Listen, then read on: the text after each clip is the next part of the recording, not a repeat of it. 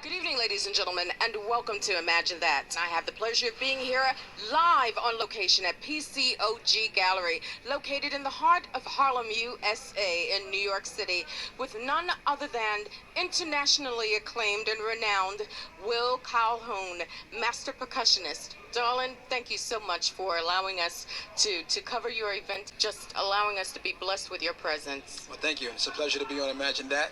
I'm glad you could make it out here this afternoon. Absolutely, absolutely. You know, we have seen and experienced for years the phenomenon of your success, the intrigue of your talents, and now you've taken us on another journey.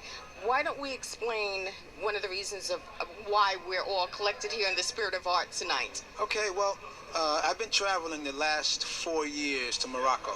I've been invited by the master Gnawa musicians. Gnawa, if you don't know, is where the blues comes from. So if you're not hip to it, check it out. It's Gnawa music. And I guess it's the equivalent of playing with Duke Ellington or Miles Davis or anyone of that caliber here in America. It's like that level, Gillespie. And it was a pleasure for me to go and A, learn about the music, and B, play with these master musicians.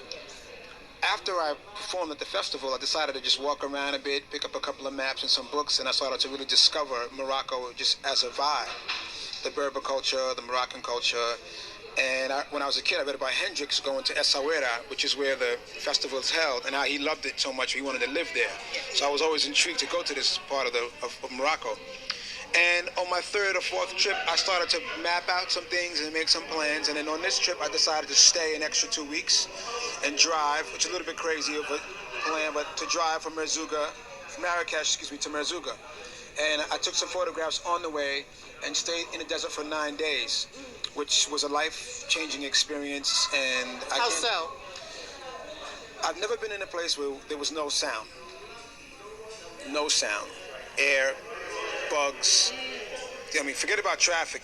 Just nature. In the desert, there's no sound. No sound. So this opens up your mind, because the problem with, I think, us as human beings is focus.